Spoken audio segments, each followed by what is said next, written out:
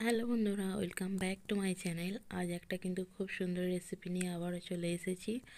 আর আমার চ্যানেলে নতুন হয়ে থাকলে অবশ্যই আমার চ্যানেলটিকে সাবস্ক্রাইব করে নাও, এবং ভিডিওটি ভালো লেগে থাকলে অবশ্যই একটা লাইক, কমেন্ট এবং শেয়ার করে দেবেন। দেখুন, প্রথমে একটা কড়াই অল্প করে তেল দিয়ে দিয়েছি।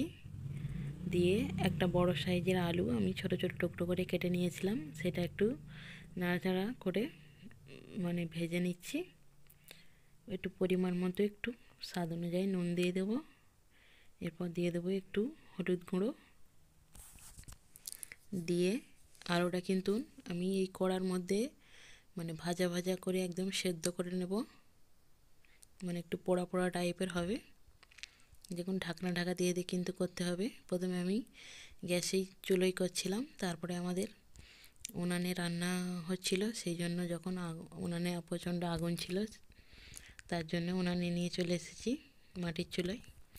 এরপর একটু আদা রসুন কাঁচা লঙ্কা বাটা করেছিলাম তরকারি রান্নার জন্য, সেই আদা রসুন বাটা থেকে একটু নিয়ে আলুর মধ্যে দিয়ে দিয়েছি। দিয়ে কিন্তু একসাথে ভাজা করে নিচ্ছি।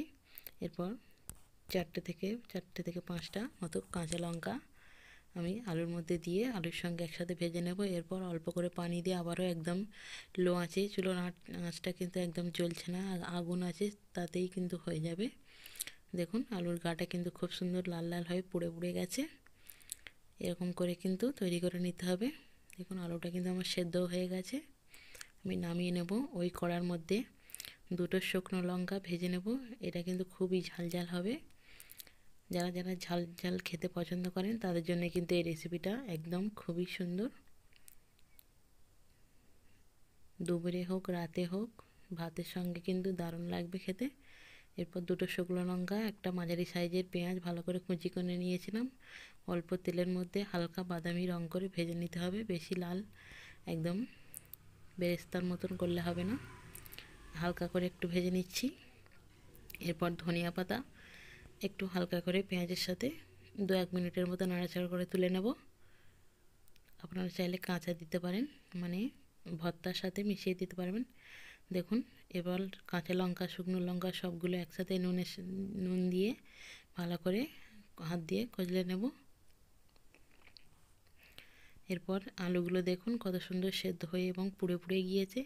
ওই আলুটার সঙ্গে একসঙ্গে সবগুলো মাখিয়ে নেব, নিলে কিন্তু ভর্তাটা একদম রেডি হয়ে যাবে। দেখুন, ভর্তাটা কিন্তু খুবই সুন্দর হয়েছে, খুবই লোভনীয় হয়েছে। যেমন সুন্দর টেস্ট হয়েছে, কিন্তু ঝালটা কিন্তু খুব সুন্দর হয়েছে। ঝালটার জন্য কিন্তু ভর্তাটা আরও বেশি সুন্দর লাগছে। আপনারা অবশ্যই এরকমভাবে একবার আলুর ভর্তা বানিয়ে দেখবেন, খুবই সুন্দর লাগবে কিন্তু খেতে।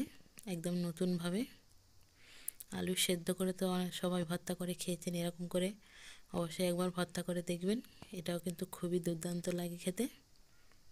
তো ভিডিওটা এখনকারের মতন এই পর্যন্ত।